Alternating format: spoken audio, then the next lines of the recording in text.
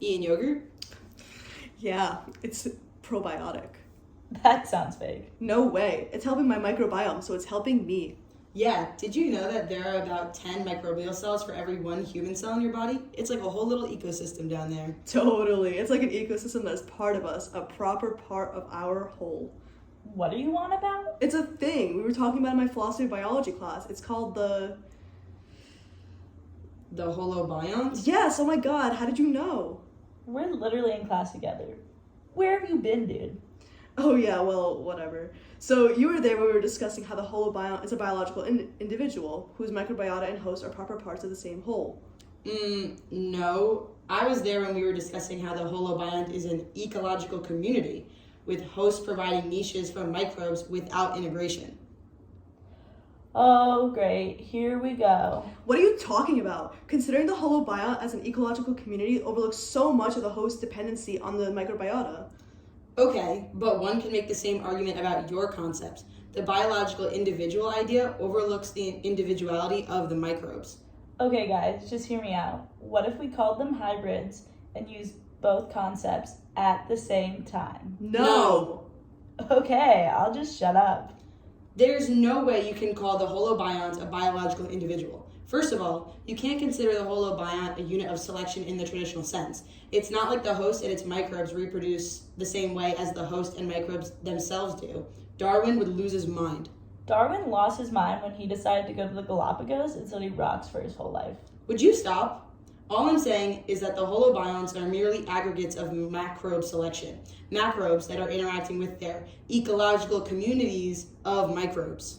Okay, 1, that barely made sense. And 2, you're saying that the holobiont are not units of selection from a Darwinian reproductive standpoint. Perhaps that's not the best way to classify biological individuals. For instance, we would not question that infertile individuals are still biological individuals. Okay, sure, I get that. But what about genetics? How could the microbiota and host be one biological individual if their genomes are completely different?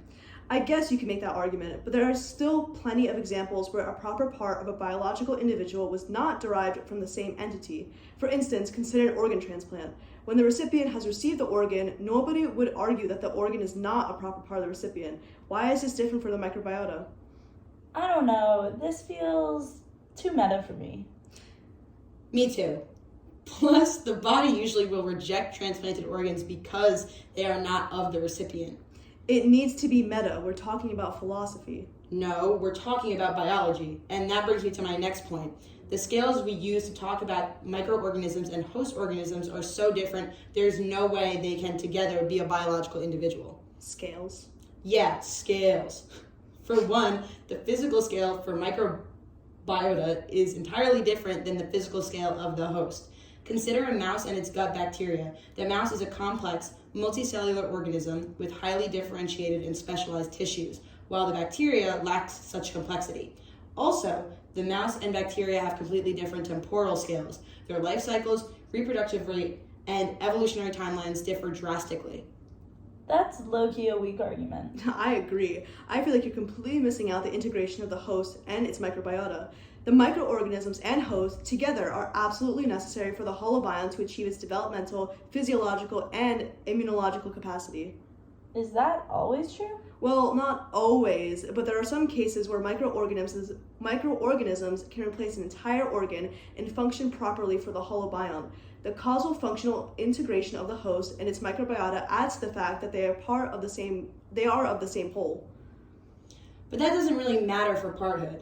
The host microbiota can be changed and shared over time. So how is the microbiota a proper part of the host? From a metaphysical point of view, that doesn't matter. Consider the organ donation again. I would super rather not.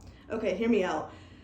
The organ that is being donated, it is a proper part of the donor at one point, and then a proper part of the recipient at another. Likewise, when microbes are transferred, for instance, from mother to child, those microbes are proper parts of the mother first and the child next. Okay, but the microbiota lacks contingency. What does that even mean? I don't even think I know how to spell contingency. What I mean is that microbiota for one organism of a species is not always the same as the microbiota of another organism of the same species. Again, using a metaphysical standpoint, that still does not discount the microbiota as a proper part of the holobiont. Plenty of accepted proper parts can be different between organisms of the same species. Consider the alleles of genes. As long as I don't have to think about organ transplants. Please stop. Various versions of alleles for the same gene can exist among individuals of a species, which carry out similar functions. One would not claim this to be the reason that genes are not the proper parts of the organism, right? I guess, but I still think your concept is missing important parts of the micro perspective. Well, I still think your concept is missing important parts of the host perspective. Who cares about this argument anyways? Well, depending on what concept we use, it will influence the research. Yeah, in-depth research on the microbe is only a few decades old. What if we used both and called them hybrids? Fine. Okay, that works. Wow, it seems like this would have been a lot easier if you listened to me in the first place.